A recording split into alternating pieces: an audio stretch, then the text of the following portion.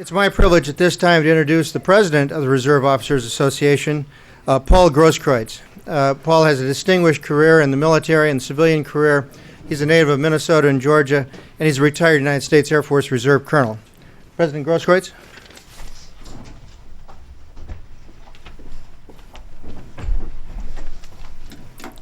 Thank you, Bob.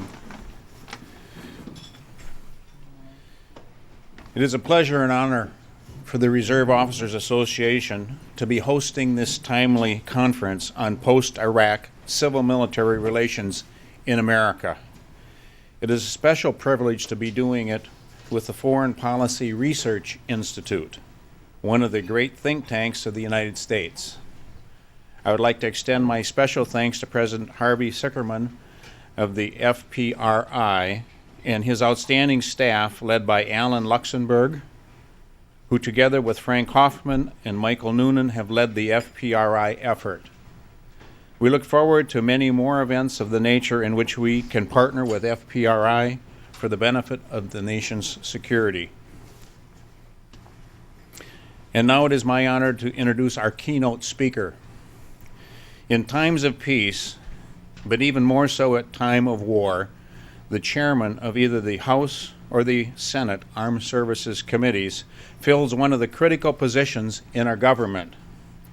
We have with us today the distinguished chairman of the House Armed Services Committee, Congressman Ike Skelton of Missouri, a man whose distinguished career reflects vast experience, dedicated service, the highest ethics, and exceptional intellect in all he does.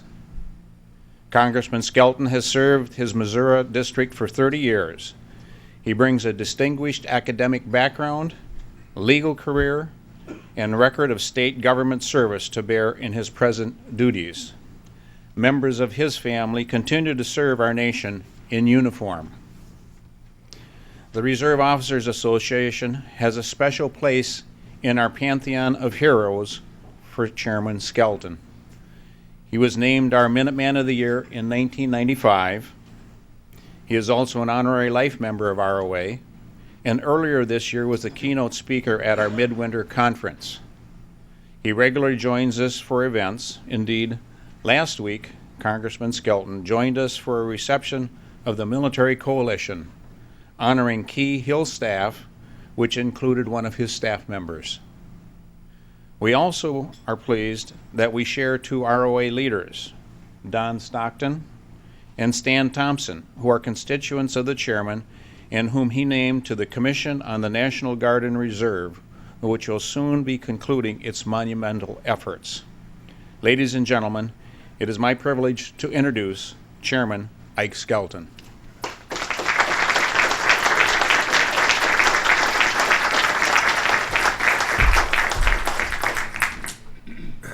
Colonel, thank you very much for your kind introduction. I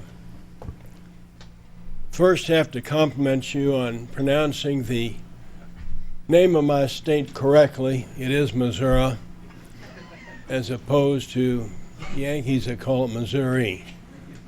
So thank you for that. I know that Harry Truman, who is watching over us today from the portrait on my left, I would appreciate your pronouncing the name of our state correctly. Coming over here a few minutes ago, I was talking with Laura Battles of the Armed Services staff. She said, really, this should be held outside. It's such a beautiful day.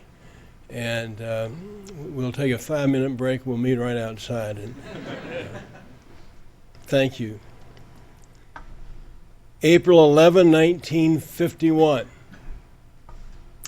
President Harry Truman dismissed General Douglas MacArthur, the Supreme Commander in the Far East, when the general's views regarding the Korean War and China collided with those of the president. The following day, my father, who was a Lexington, Missouri lawyer and a friend of Truman's since 1928, sent a telegram to the president which read, "Your Lexington friends support you fully in relieving MacArthur. Those making political capital out of this incident will get nowhere. That you should have relieved MacArthur before now is the general opinion here. In a letter dated 2 days later, April 14, President Truman responded to the telegram with a Dear Ike letter, thanking my father for supporting him on this difficult decision. This exchange of correspondence was an early lesson to me, Ike Skelton the Younger, in civil-military relations. That struggle surrounding civilian control of the military is the subject of this conference, and I commend the conference organizers for giving us the opportunity to examine the complex nature of the relationship between government and its military. As we get started, first and foremost, I want to tell you that the very high regard that the American public holds of our military forces, and it is shared throughout Congress. We're truly blessed to have the sorts of men and women who now serve in us, some of whom are with us today, and many of you, of course, have worn the uniform through the years. I want to quickly recognize that while today we're going to focus on roles of officers, I mean here to include the millions of amazing enlisted members and non-commissioned officers as well. They each come from such a wide variety of backgrounds that all of them grow to join the fabric of professionalism that is the hallmark of American military. That's particularly because they all possess the same service ethic, and partially a testament to our great military institutions and leadership that refine the person into a true professional. Looking back in history, it was a defining moment in our republic when after the Revolution, General George Washington took off his uniform and resigned his military commission. That example gave the message to future Americans that the military is subservient to civilian authority. That's a lesson that stands with us today. It's interesting to note that some generations of our military never participated in the political process, that is, never voted in a political election. General George C. Marshall followed that standard, as did many for decades before and since he lived. However, there have been elections in this country in which the military vote turned the political tide. For instance, the overwhelming soldier vote of 1864 re-elected Abraham Lincoln for a second term.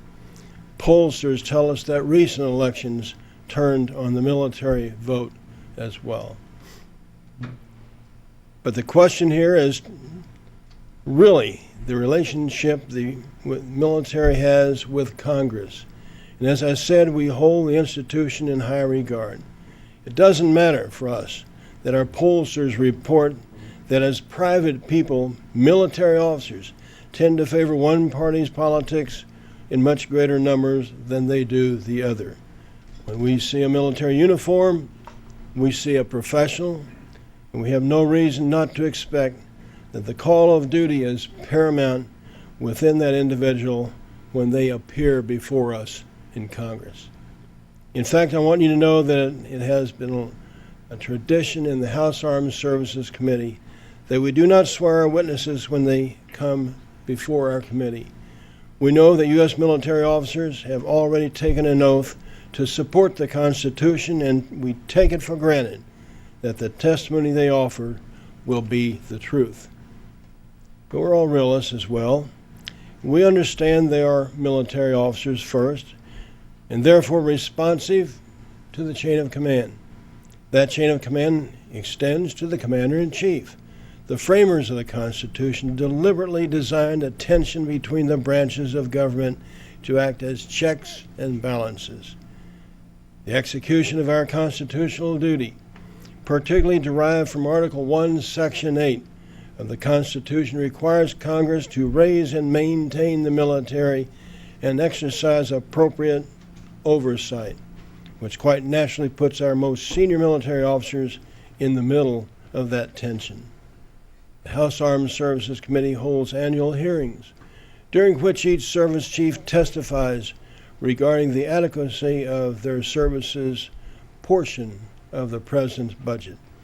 Congress, in an effort to raise and support armies, as stated by the Constitution, then attempts to determine if that budget is both adequate and the money allocated to properly reflect our national security.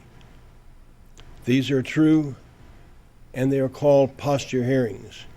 It should come as no surprise to anyone that while we imagine that every service chief would like a bigger piece of that pie, we do not expect any of them to offer any opinion contrary to the administration's position at those hearings.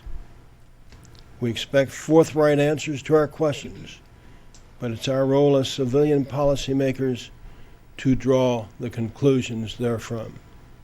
Now, I want to say all of that is in a sort of way to lay out the very basic relationship between Congress and its military. And I want to add that I believe everything that can be conducted in the open ought to be conducted in open hearings. There's some who might argue that open hearings put military officers in a tough spot, the result of the constitutional tension of which I spoke. But there's been, and has been my experience, that they handle it pretty well. And the public is much better served for the transparent process. Still, recently, Congress has been the scene of what I consider to be an example of a breakdown in the acceptable roles and norms of civil-military relations. I'm referring, of course, to the recent hearings with General Petraeus and the Iraq War. It's nearly impossible to steer clear of the politics surrounding those hearings. I want to try for a moment and focus on the role the General found himself playing. Congress required the General to report on the progress in Iraq, and Congress required that the report be issued in public. This, I believe, was appropriate. However, in the weeks leading up to the report, the President indicated that he would wait until the General's testimony to Congress before he would announce the next phase of his Iraq war policy.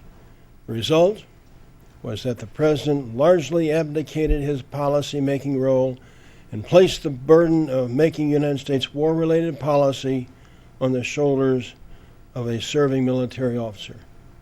I spoke earlier of the natural constitutional tension that exists between the legislative and executive branches. What should have happened is that the President should have received General Petraeus' report first in private, then issued his policy for the nation, and at the same time it would have been more appropriate to hold a hearing then with General Petraeus to determine if that civilian-determined war policy was appropriate by the facts presented in his report. Over last weekend, the news media reported that retired General Ricardo Sanchez, the former commander in Iraq, criticized the administration's policy in that war, calling it a nightmare. I suppose politically I should applaud General Sanchez for agreeing with my assessment that goes back to a serious concern that I pointed out in 2 letters to the President prior to the invasion of Iraq about the lack of a plan for the occupation of that country. But the truth matter is, General Sanchez is merely reflecting facts that have been all too apparent to many informed observers. His is not a breakthrough voice. It just adds to the chorus of many who have been stating the obvious. It would have been helpful if the General, given his past posting and knowledge of Iraq, would have recommended a proposal or plan for redeployment of our forces from that country. General Sanchez has every right within our Constitution to voice his opinion. It boils down to a matter of conscience for any such leader to comment or not. However, I cannot imagine General George C. Marshall, after his retirement from the military, making public comments regarding the military. On the other hand, General Marshall was not living through the troubled and unique circumstances in which we find ourselves today. These are just a few of the observations I would make about civil-military relations based on my experience here in the Congress, as well as on the Armed Services Committee. I think I'll leave you with an anecdote that is troubling as it is illustrative. A few years ago, I was addressing a class at the Joint Forces Staff College at Norfolk, Virginia. One of the lieutenant colonels in the class asked me how an officer should behave if he ever found himself in a position to testify before Congress. "Tell the truth," I replied. "Well," said the colonel, "General Shinseki and Secretary White told the truth, and look what happened to them." Well, I can tell you that answer certainly shocked me. I'll leave you with a question. Is this the lesson our military officers are learning about how to deal or not deal with Congress? And has it really permeated all the way down to the ranks, that far, to a lieutenant colonel? And if so, how will that color the nature of our civil-military relations in the future?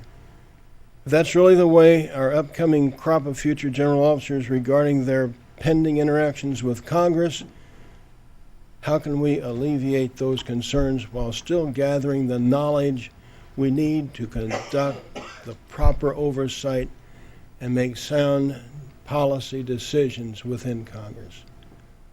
I ask because I sense that a close examination of that question will help keep civil-military relations healthy as we move forward past this very difficult time in which we live.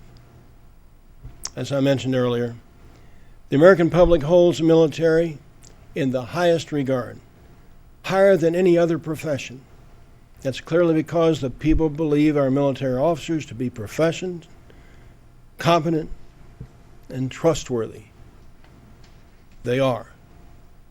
We should regard anything that would threaten that perception as unwise. An informed populace makes responsible decisions in our system. Political power flows from the consent of our governed.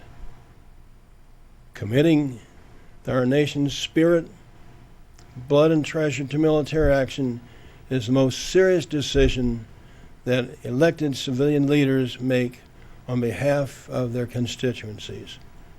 Should the American people ever have cause to doubt the truthfulness of the official accounts of military actions, I'm concerned that they will immediately withdraw that consent, regardless of how worthy the cause for which they fight. Most especially during a time of war, the civil-military relationship is central to the protection of our nation's constitutional traditions. I hope that the discussions generated here today by you, the participants in this conference, will help us positively influence that relationship. I thank you for this opportunity to share my thoughts. I wish you well. God bless. Thank you.